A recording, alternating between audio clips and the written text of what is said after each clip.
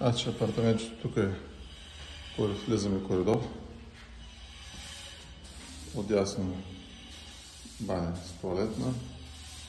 Насреща спалня. Нормални размери. Въртим. Дясно мокро помещение.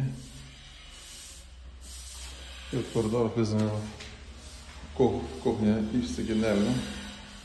Кухненски бокс и всекидневно. Хубаво голямо помещение.